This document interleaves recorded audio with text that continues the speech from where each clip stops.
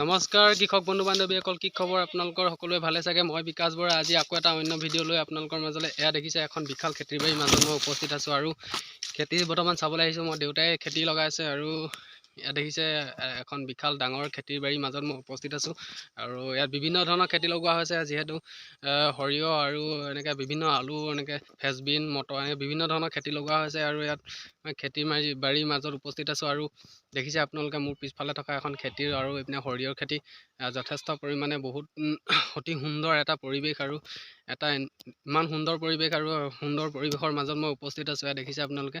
ব'লক আমি কেনেকৈ খেতিডোখৰ লগাইছে আমি বিষয়ে চাওঁ। বৰ্তমান এইফালে উঠাই আছে আৰু মূলা উঠাই আছে, কাইলৈ বজাৰলৈ নিব বোলে। মূলা যথেষ্ট পৰিমাণে ডাঙৰ হৈছে আৰু ইয়াত দেখিছে আপোনালোকে মূলা বৰ্তমান উঠাই আছে আৰু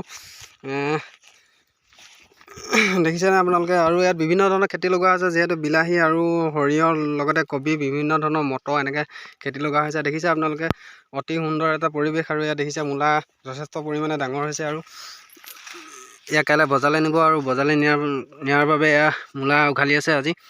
আৰু নদী কাষৰ মাজত দৈয়াং নদীৰ কাষৰ মাজত এয়া কবি লগোৱা হৈছে আৰু এফালে দৈয়াং নদী দেখিছে এটা সুন্দৰ পৰিৱেশ, মানে ইমান সুন্দৰ পৰিৱেশ দেখিছেনে আপোনালোকে। এখন দৈয়াং নদী আৰু দৈয়াং নদীৰ মাজৰ যিটো পাৰত, সেইটো পাৰতে এয়া কবি লগোৱা হৈছে। কবি যথেষ্ট পৰিমাণে কবি অতি সুন্দৰ হৈছে আৰু কবি বান্ধো নাহিছে দেখিছে। খেতিৰ বাৰীৰ মাজতে মই দুজন খেতিয়ক আছে আমাৰ খেতিৰ বাৰীৰ মাজত, আৰু সেই দুজনৰ বিষয়ত মই কিছুমান কথা আমি তেওঁলোকৰ মুখে শুনো। ইয়াত কি কি খেতি লগোৱা আছে? ফ্ৰেচবিন আছে, আলু আছে, আপোনাৰ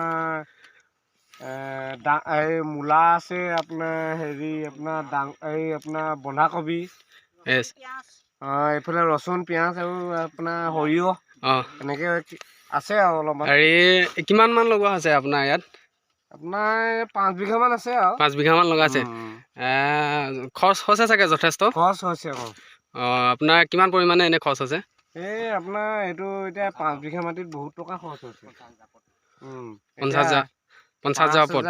আপোনাৰ হাঁহে অনা আছে 5,000, 50, 1 লাখ এনেকুৱা খৰচেই হৈ আছে।